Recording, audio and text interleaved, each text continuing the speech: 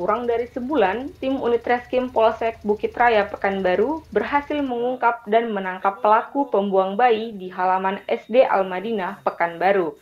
Kedua tersangka merupakan pasangan sejoli di luar nikah yang telah menjalin hubungan sejak tahun 2022 lalu.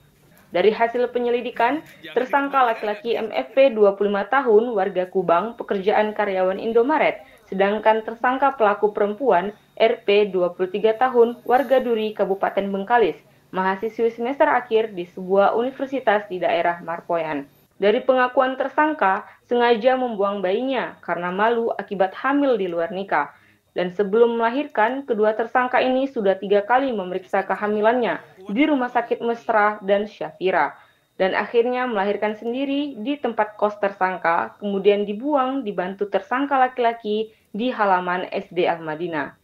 Jadi untuk proses penyidikan perkara ini berdasarkan laporan dari saudara Zulkifli dengan laporan polisi nomor 885 bulan 12 tahun 2004 ya mengenai tindak pidana meninggalkan orang atau bayi dengan maksud untuk melepas sendiri daripadanya atau penelantaran anak gitu ya. Dengan TKP di Jalan Ampi Kelurahan Dingin, Kiraya, tepatnya di SD Al-Madinah, TKP-nya. Ya.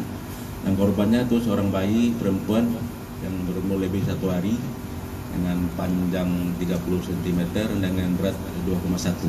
Ya. Setelah kami lakukan proses penyelidikan dan penyidikan, ya, dengan mengumpulkan keterangan saksi, alat bukti dan barang bukti yang ada, ya, dapat kesimpulan mengenai tersangkanya untuk pelaku pembuang bayi yang berinisial MFP alias T, lahir di Terantam, umur 25 tahun, jenis kelamin laki-laki, pekerjaan pegawai Indomaret, ya, tinggal dia di Kubang. Sedangkan tersangka dari pihak pembuang bayi itu seorang perempuan yang bernama RP alias R, umur 23 tahun, ya, pekerjaan padahal masih mahasiswi, ya, mahasiswi S1 masih menurun skripsi jurusan Sastra Indonesia, salah satu fakultas yang ada di wilayah hukum Kiraya, ya. Motif dari tersangka yang melakukan pembuangan bayi ini ya karena malu dia mempunyai anak hasil dua nikah, ya. Tambah lagi dari pihak laki-laki tidak mau bertanggung jawab atas kehadiran anak ini.